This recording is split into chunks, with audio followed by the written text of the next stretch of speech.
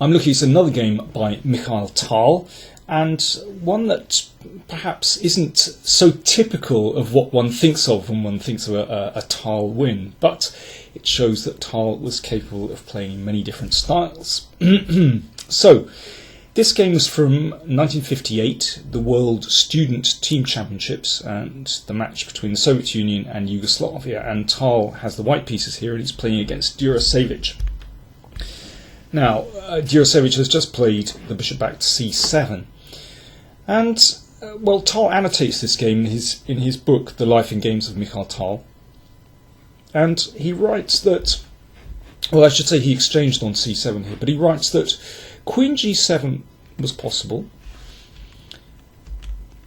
and in this position, okay, the rook is attacked, moves out the way, and with this move, he says, well, this wins a pawn, but he thought the game continuation was more logical. It's a very interesting decision.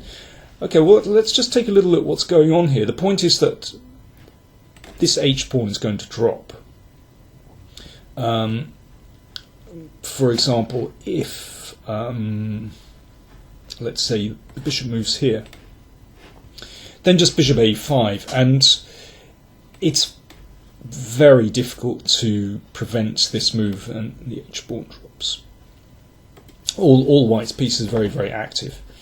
So Tal preferred just to, but I mean that was perfectly possible. But Tal preferred to exchange and simply to take control of the file. Now this is the kind of calm continuation that one would associate with players like Sergei Karyakin, Magnus Carlsen. You know, he's spurning immediate material gain to just keep controlling the position. I mean, black still has to take care of this pawn at some point. If you play, let's say, f6, then I think this shows how strong the centralised queen is. So the queen threatens here and a check down there. Black could play rook g8, but it's a bit passive.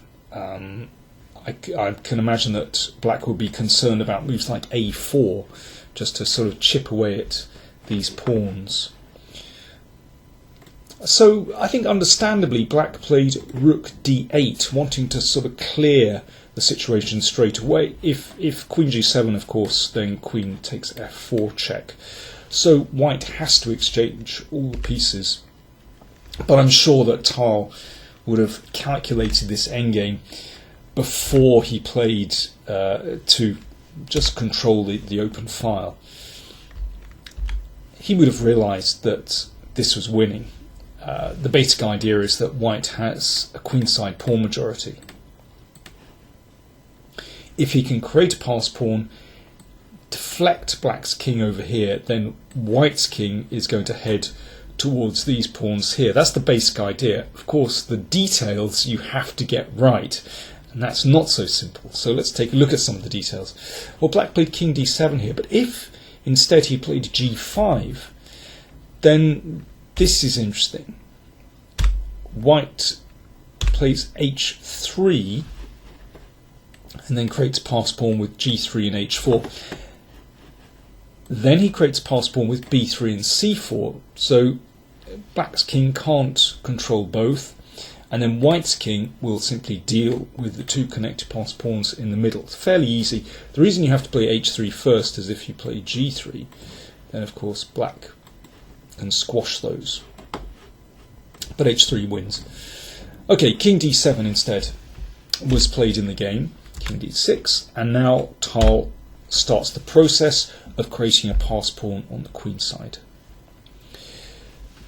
So black doesn't want to allow the exchange and then b3 and a4 because that pass pawn is very far away from the king, and yeah, that really does look good for white.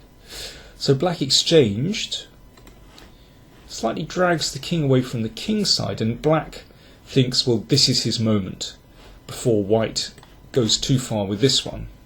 He starts to set his own majority in train.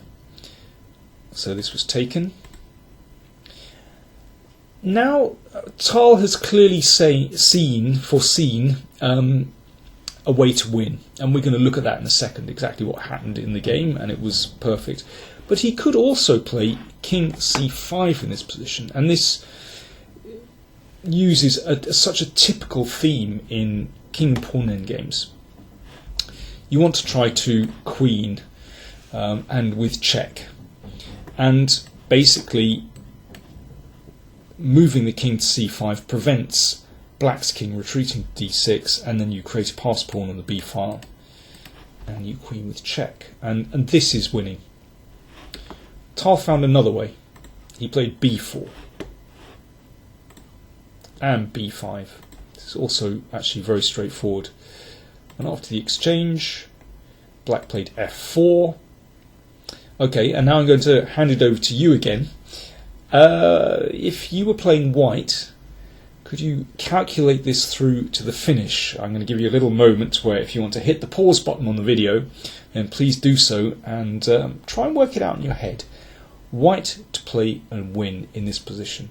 Again, it's using a very typical theme in king and pawn endgames. That's one sees quite a lot actually. Okay, I've given you enough time. a4.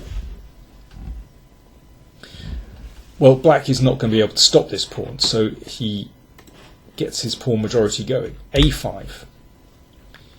g4. I should say that if the king comes back, if black's king comes back, then, well, all you need to do is calculate this one out. So you've used the a pawn to distract black's king, and you'll notice that white wins by 1 tempo here, and takes and h4. Okay, back to this position, g4, critical moment. If you keep pushing, then black will make a queen, and it'll be a draw. But here's the winning move that Tal had foreseen. After this move, black resigned. If f3, then you exchange and the king comes back to stop the pawn and takes the pawn. But if king e4 to prevent white's king coming back, now a6, and we've managed to persuade black's king to step into the firing line, and of course white queens with check and gets there before black is able to make queen. So there we go. I just thought it was interesting to see that game, that Tal, he's quite capable of playing very positionally, and also, well, it also shows that calculation, which of course Tal is brilliant at, is such an important part of winning endgames as well.